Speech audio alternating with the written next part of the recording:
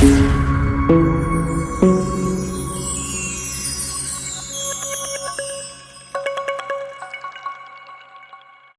મિત્રો, ગ્લોબલ લાઈવમાં આપ સર્વેનું સ્વાગત છે।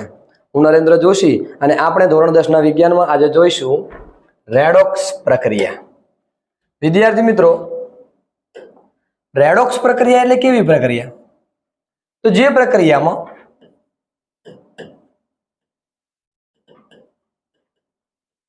એક પ્રક્રિયકનું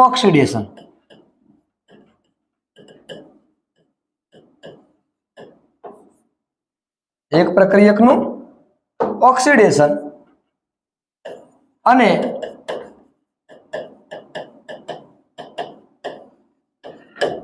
બીજા પ્રક્રિયકનું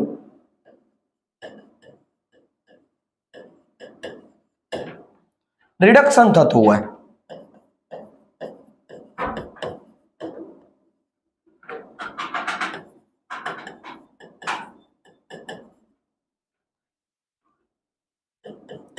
तो તેને રેડોક્સ પ્રક્રિયા અથવા ઓક્સિડેશન રિડક્શન પ્રક્રિયા કહે છે। વિદ્યાર્થી મિત્રો, રેડોક્સ પ્રક્રિયા એટલે જે પ્રક્રિયામાં એક પ્રક્રિયકનું ઓક્સિડેશન અને બીજા પ્રક્રિયકનું રિડક્શન થતું હોય તો તે પ્રક્રિયાને રેડોક્સ પ્રક્રિયા કહે છે। આ પ્રશ્ન થાય સાહેબ, ઓક્સિડેશન અને રિડક્શન આ બંને શબ્દો તમારા માટે નવા છે। ચલો સ્ટેપ બાય સ્ટેપ સમજીએ। તો પ્રથમ વાત કરીએ ઓક્સિડેશન। હવે વિદ્યાર્થી મિત્રો, ઓક્સિડેશન એટલે તો જે પ્રક્રિયામાં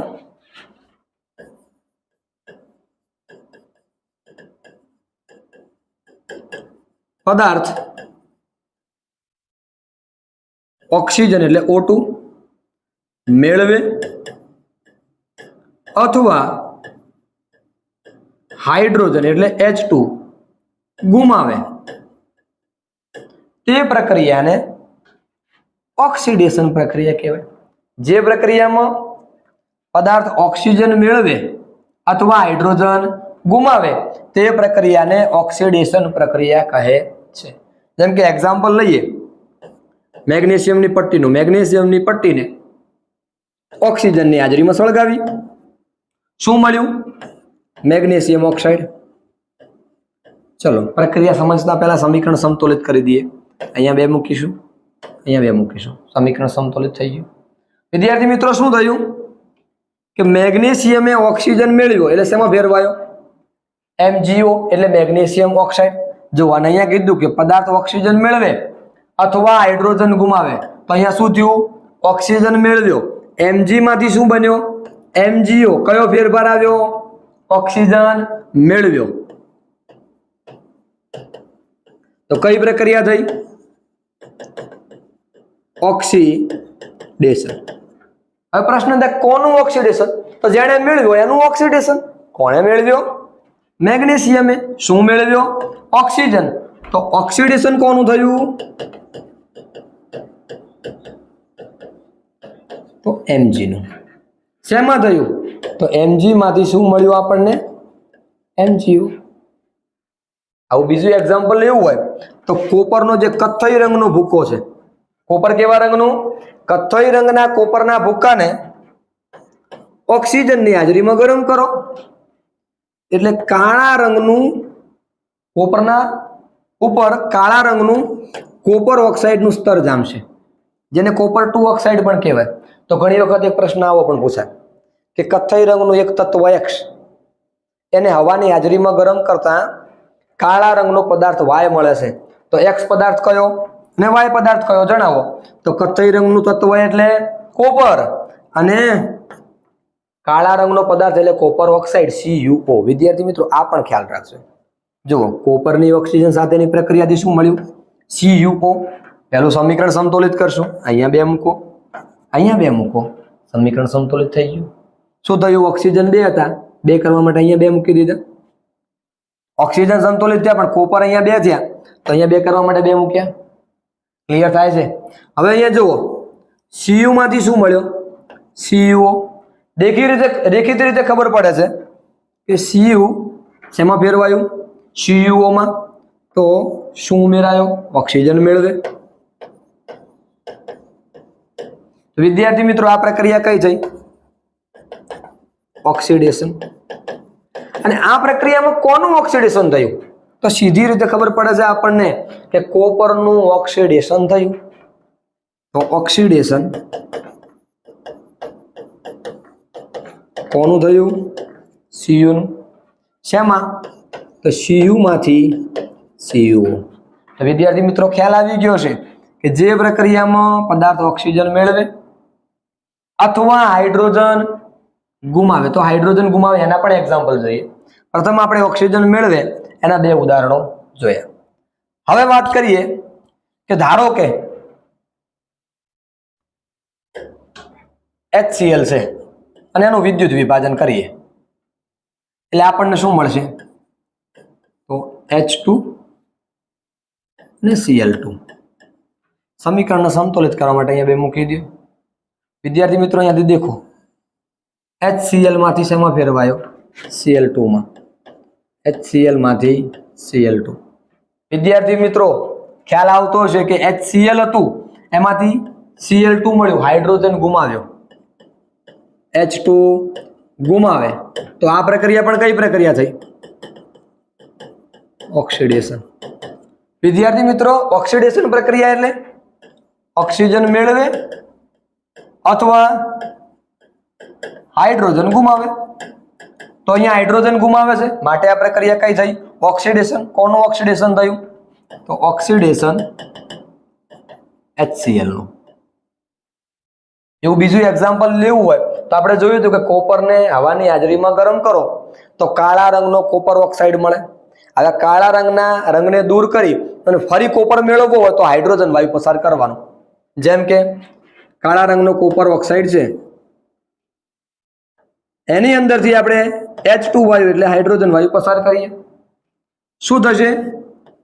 તો કાળો રંગ દૂર થઈ અને પાછો કથ્થઈ રંગનો કોપર મળશે અને પ્લસ H2O મળે. વિદ્યાર્થી મિત્રો અહીંયા દેખો તો આ H2 છે. શું થયું? ઓક્સિજન મેળવ્યો. શું થયું? H2 માંથી H2O થયો, ઓક્સિજન મેળવે. તો આ પ્રક્રિયા પણ કેવી પ્રક્રિયા છે? ઓક્સિડેશન પ્રક્રિયા. કોનું ઓક્સિડેશન થયું અહીંયા? H2 નું. કોનું ઓક્સિડેશન થયું? H2 નું. શેમાં થયું? તો H2 માંથી H2O બન્યું. વિદ્યાર્થી મિત્રો ખ્યાલ આવતો હશે. બીજું આવું કે એક્ઝામ્પલ લઈએ કે H2O નું વિદ્યુત વિભાજન. વિદ્યુત વિઘટનની અંદર આપણે જોયું કે વિદ્યુત પ્રવાહ પસાર કરો એટલે શું મળે? તો એનોડ ઉપર ઓક્સિજન અને કેથોડ ઉપર હાઇડ્રોજન. તો એ જ એક્ઝામ્પલ લીધું. પેલું સમીકરણને સંતુલિત કરી દઈશું. અહીંયા બે મૂકો, અહીંયા બે મૂકો, સમીકરણ સંતુલિત. હવે જુઓ H2O માંથી O2 બન્યા. H2O માંથી O2 હાઇડ્રોજન ગુમાવ્યો તો કઈ પ્રક્રિયા થઈ? ઓક્સિડેશન. કઈ પ્રક્રિયા? ઓક્સિડેશન. તો વિદ્યાર્થી મિત્રો લખી શકાય કોનું ઓક્સિડેશન થયું અહીંયા? H2O નું.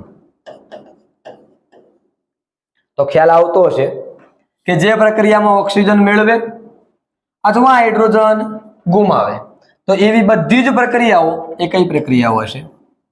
ઓક્સિડેશન પ્રક્રિયાઓ. હવે વાત કરીએ રિડક્શન પ્રક્રિયાઓની. તો ઓક્સિડેશન થી ઉલટું. ઓક્સિડેશનમાં શું હતું?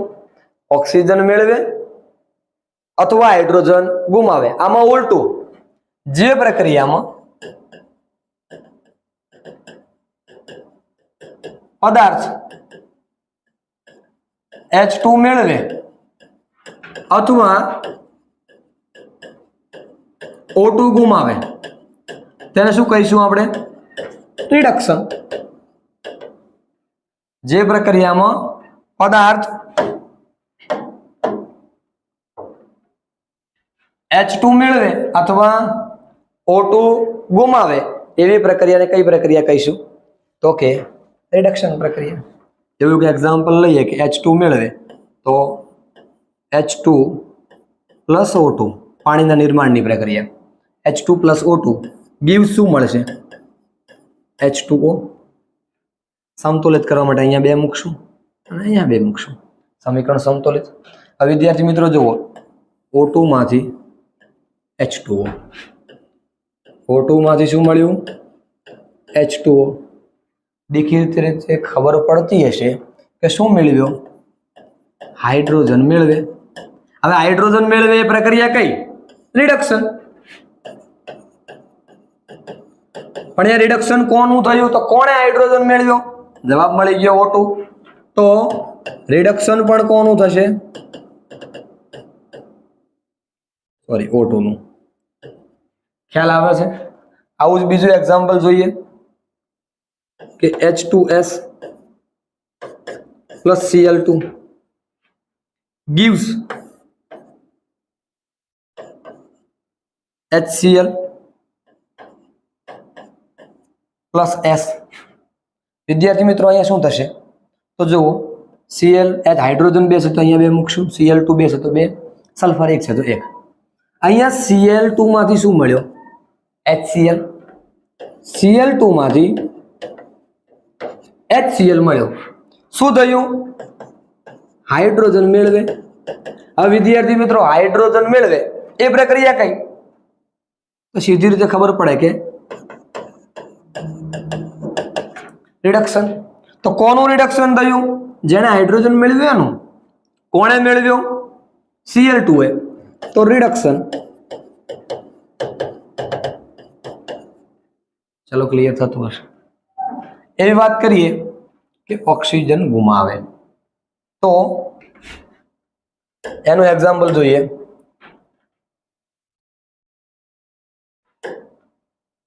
ZnO + C ઝિંક ઓક્સાઇડની કાર્બન સાથેની પ્રક્રિયા શું થશે તો Zn + CO વિદ્યાર્થી મિત્રો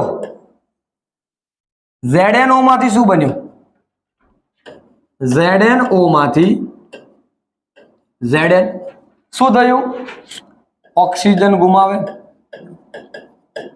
O2 ગુમાવે છે તો એ પ્રક્રિયા કઈ રિડક્શન ઓક્સિજન ગુમાવે છે માટે કઈ પ્રક્રિયા થઈ રિડક્શન તો વિદ્યાર્થી મિત્રો ખ્યાલ આવ્યો છે કે ઓક્સિડેશન એટલે શું તો સોરી ઓક્સિડેશન એટલે ઓક્સિજન મેળવે O2 મેળવે અથવા H2 ગુમાવે અહીંયા રિડક્શન એટલે એનાથી ઉલટું H2 મેળવે અથવા O2 ગુમાવે એવી પ્રક્રિયાને આપણે શું કહીશું રિડક્શન પ્રક્રિયા તો ખ્યાલ આવ્યો છે રિડક્શન પ્રક્રિયા એટલે O2 મેળવે H2 ગુમાવે રિડક્શન પ્રક્રિયા એટલે H2 મેળવે અને O2 ગુમાવે હવે વિદ્યાર્થી મિત્રો તો હવે એક શબ્દ એટલે રેડોક્સ તો રેડોક્સ એટલે શું એક પ્રક્રિયકનું ઓક્સિડેશન એક પ્રક્રિયકનું ઓક્સિડેશન અને બીજાનું રિડક્શન થતું હોય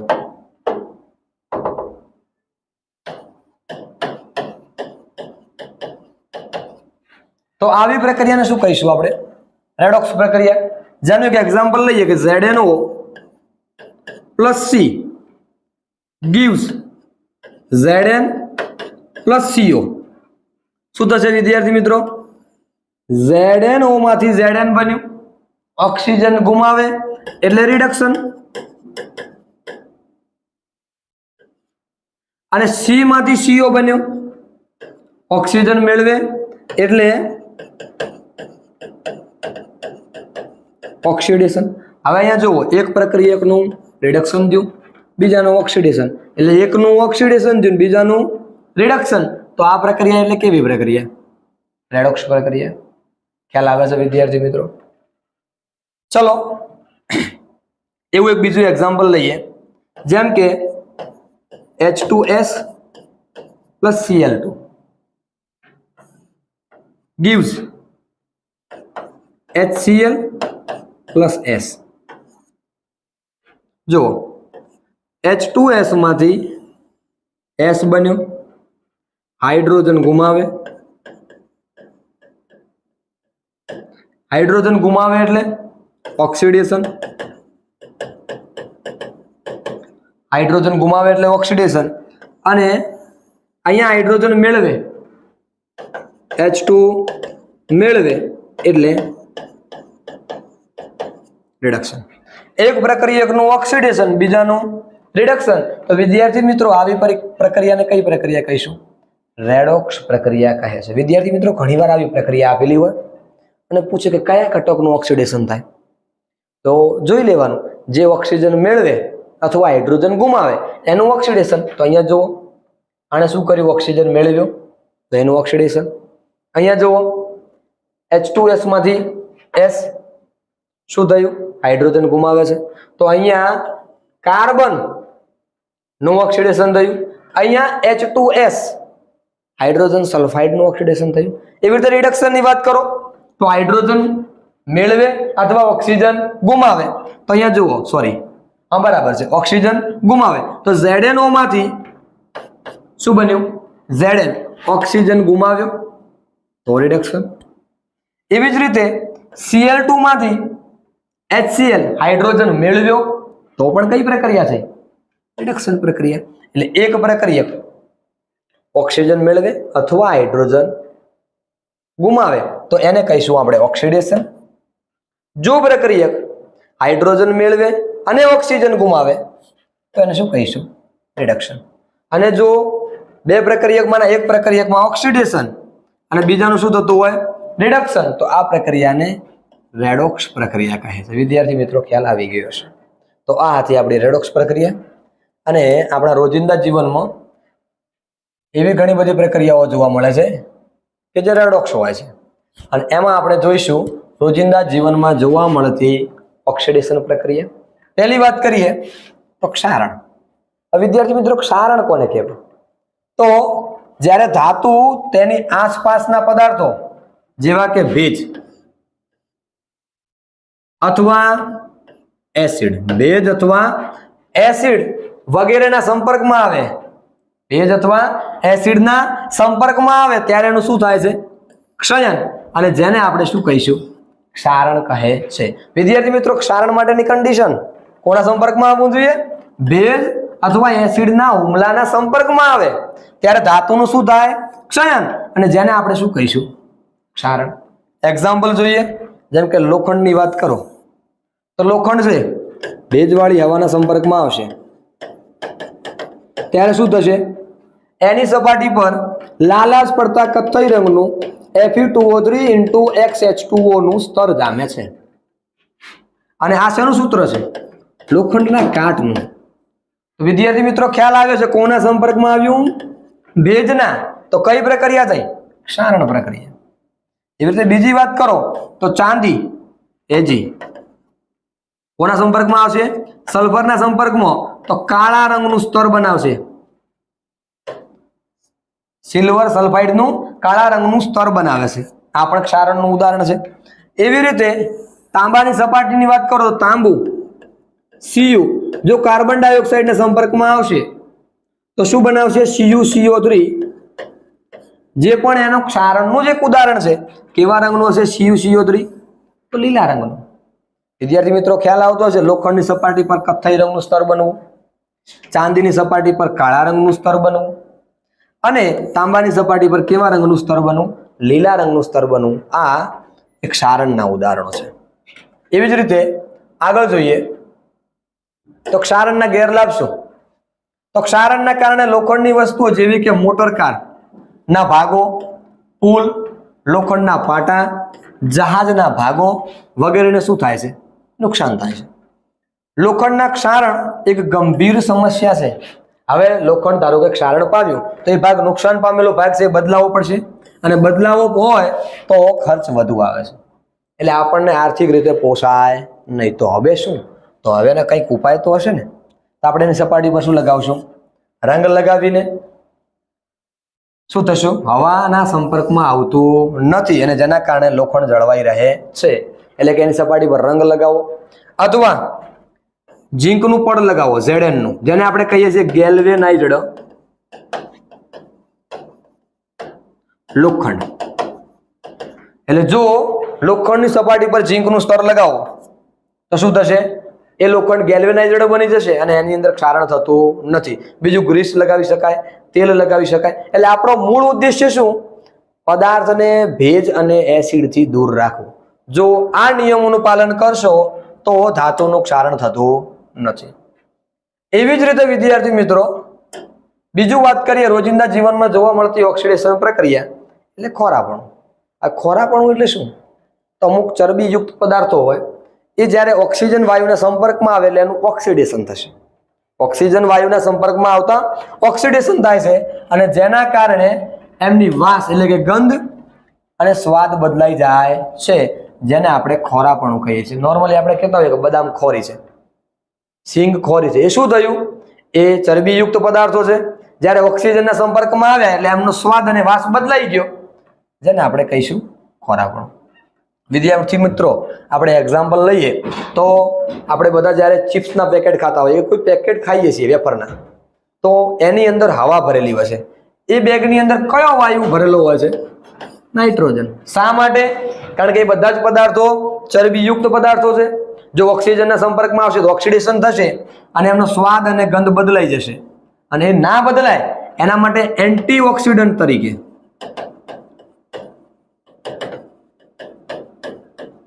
એન્ટીઓક્સિડન્ટ એટલે ઓક્સિડેશન પ્રક્રિયાનો વિરોધી, ઓક્સિડેશન પ્રક્રિયાને અટકાવે એવા પદાર્થોને એન્ટીઓક્સિડન્ટ કહેવાય. અને બટાકાની વેફર કે ચિપ્સની અંદર અથવા અન્ય વેફરના પેકેટની અંદર આપણે નાઇટ્રોજન વાયુનો ઉપયોગ કરતા હોઈએ છીએ. તો અહીંયા નાઇટ્રોજન વાયુ શેના તરીકે કામ કરશે?